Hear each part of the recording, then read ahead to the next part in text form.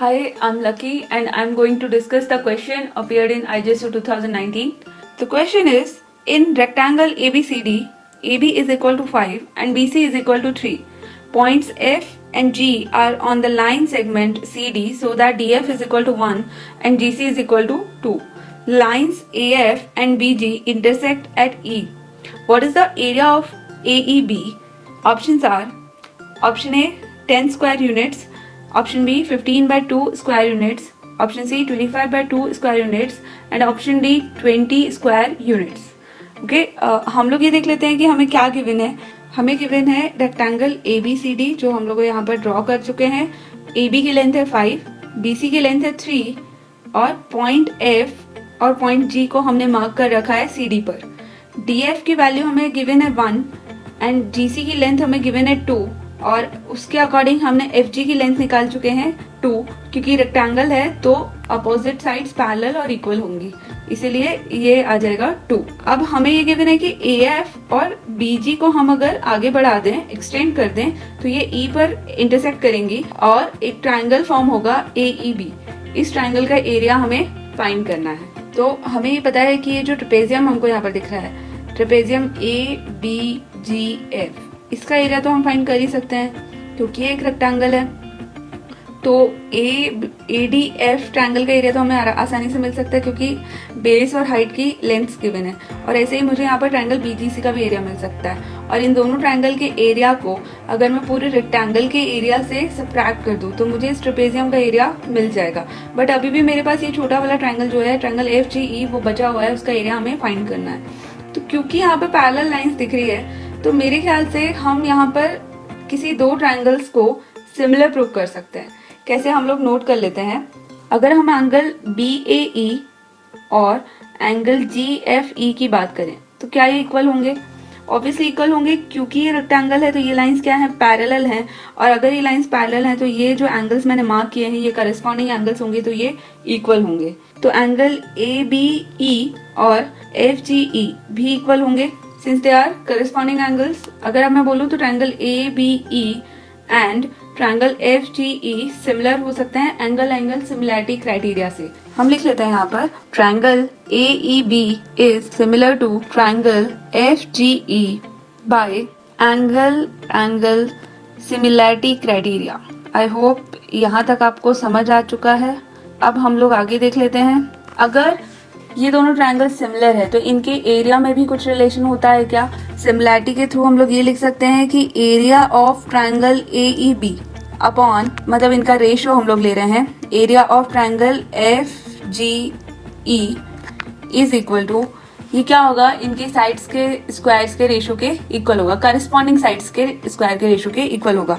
तो हम लोग इसको क्या लिख सकते हैं, सपोज हमने ये वाली साइड ले ली AB, तो AB की करस्पॉन्डिंग साइड हमारे पास होगी FG, तो ये हो जाएगा AB square upon FG square. और भी साइड्स हम लोग लिख लेते हैं तो ये हो जाएगा AE square upon FE square, BE square upon GE square. तो अब मुझे ये पता होना चाहिए कि मेरे पास कौन सी साइड्स गिवन है. अगर मैं नोटिस करूं तो क्या मेरे पास AE और FE गिवन है? नहीं गिवन है. GE और BE भी गिवन नहीं है, बट AB और FG गिवन है. तो सिर्फ इसको लेकर हम लोग आगे चल सकते हैं. तो आगे हम लोग देख लेते हैं क्या होगा. Area of triangle AEB upon area of triangle FGE is equal to, अगर हम लोग सिर्फ ये वाला रेशियो कंसिडर कर रहे हैं तो मैं क्या लिख सकती हूँ, AB की वैल्यू मेरे पास क्या है 5, तो AB स्क्वायर हो जाएगा 25 और FG की वैल्यू है 2, तो FG स्क्वायर हो जाएगा 4.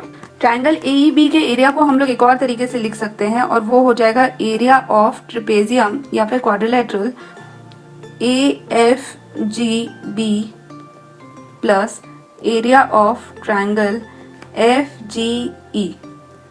बाकी एज इट इज रहेगा हमारे पास, इज इक्वल टू 25/4.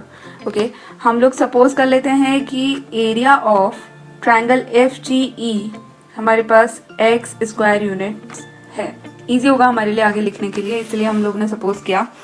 और एरिया ऑफ क्वाड्रिलेटरल हम फाइंड कर सकते हैं क्या, AFGB, तो वो हमारे पास हो जाएगा area of rectangle ABCD minus area of triangle ADF minus area of triangle BGC.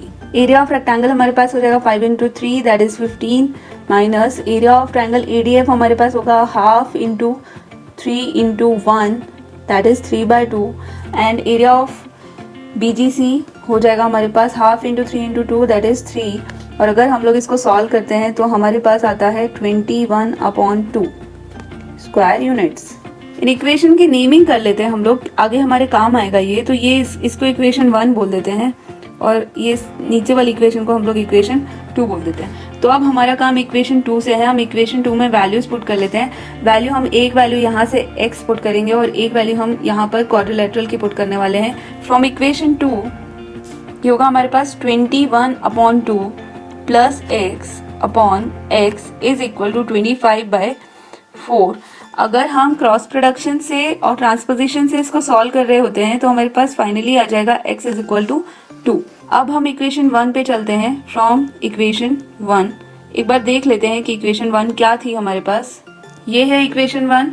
Equation 1 में हमारे पास एरियाज का रेशियो है, तो इसमें हम वैल्यू पुट कर लेते हैं FGE की, जो कि x है हमारे पास, और x की वैल्यू क्योंकि हमारे पास आ चुकी है तो हम लोग वो पुट कर लेंगे। तो फाइनली हमारे पास क्या आ जाएगा, ट्रायंगल AEB का एरिया जो कि हमें क्वेश्चन में फाइंड करना था।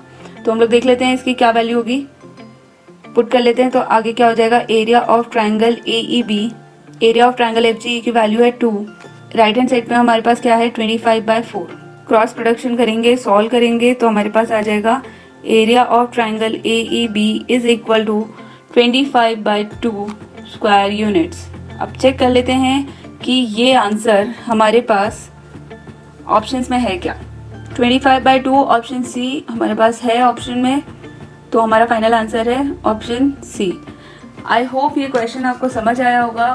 Thank you so much.